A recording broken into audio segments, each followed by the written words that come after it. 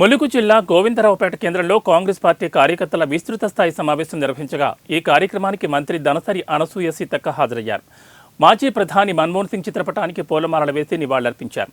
మాజీ ప్రధాని మన్మోహన్ సింగ్ మృతి చెందడం బాధాకరమని, ఆయన దేశ పాలనలో బడుగు బలహీన వర్గాలకు మేలు జరిగిందని, ఎన్నో సంక్షేమ పథకాలు ఏర్పాటు చేశారని సీతక్క అన్నారు.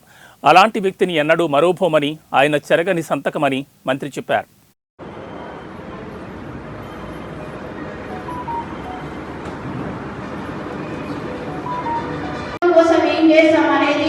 సంతాప సభను మా జిల్లా పార్టీ అధ్యక్షుడు అశోక్ గారి అధ్యక్షతన నిర్వహించుకోవడం జరిగింది.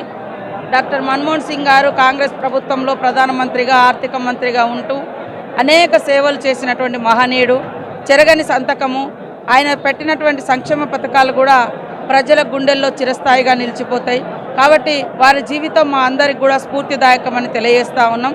అదేవిధంగా రాబోయేటువంటి ఎలక్షన్లలో కూడా కాంగ్రెస్ పార్టీ కార్యకర్తలందరూ గ్రామాన ప్రజలకు అందుబాటులో ఉండి ప్రజా సంక్షేమం కోసం పాటుపడాలని కూడా వారికి పిలుపునివ్వడం జరిగింది. ములుగు జిల్లా కూడా అభివృద్ధి పదంలో స్పీడ్గా ప్రయాణిస్తూ ఉంది.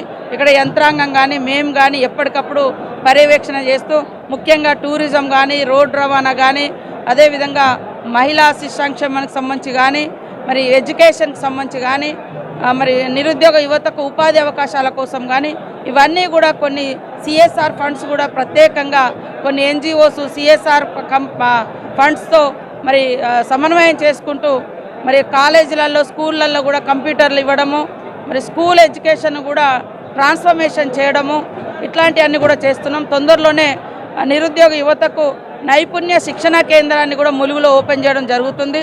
ఆల్రెడీ కొత్తగా ఐలాండ్ బ్లాక్బెర్రీ వచ్చింది. ఇప్పటికే పెద్ద ఎత్తున టూరిస్టులు వస్తూ ఉన్నారు.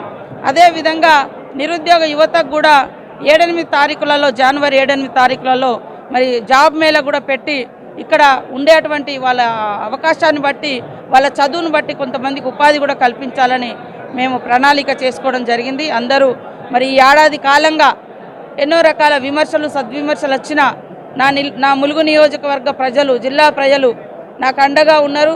రాష్ట్రంలో కూడా ఎనలేని అభిమానంతో నన్ను హక్కున చేర్చుకున్నటువంటి నా అభిమానులందరికీ కూడా నూతన సంవత్సరం